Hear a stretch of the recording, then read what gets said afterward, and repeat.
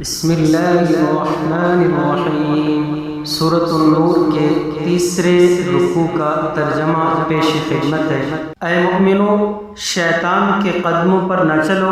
جو شخص شیطان کے قدموں پر چلے گا، شیطان تو بے حیائی کی باتیں اور برے کام ہی بتائے گا، اور اگر تم پر اللہ کا فضل اور اس کی مہربانی نہ ہوتی تو ایک شخص بھی تم میں پاک نہ ہو سکتا مگر اللہ جل شانہ جس کو چاہتا ہے پاک کر دیتا ہے، اور اللہ جل شانہ سننے والا ہے، جاننے والا ہے۔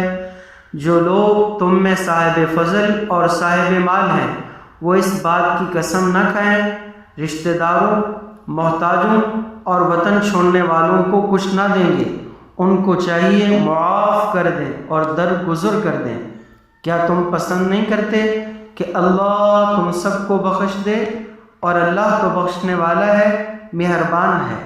جو لوگ پرہیزگار اور برے کاموں سے بے خبر ایماندار عورتوں پر بدکاری کی تہمت لگاتے ہیں، ان پر دنیا اور آخرت دونوں میں لعنت ہے، یعنی قیامت کے روز جس دن ان کی زبانیں، ہاتھ اور پاؤں ان کے کاموں کی خبر دیں گے۔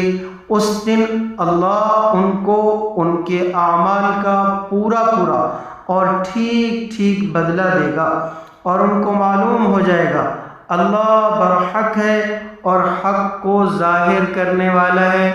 ناپاک عورتیں ناپاک مردوں کے لیے، ناپاک مرد ناپاک عورتوں کے واسطے ہیں، پاک عورتیں پاک مردوں کے واسطے، اور پاک مرد پاک عورتوں کے واسطے ہیں۔ یہ پاک لوگ ان جھوٹوں کی باتوں سے بری ہیں، ان کے لیے بخشش اور نیک روزی ہے۔ اے مومنو، اپنے گھروں کے سوا دوسرے لوگوں کے گھروں میں گھر والوں سے اجازت لیے اور سلام کیے بغیر داخل نہ ہوا کرو، یہ تمہارے لیے بہتر ہے۔ ہم یہ نصیحت اس لیے کرتے ہیں تاکہ تم یاد رکھو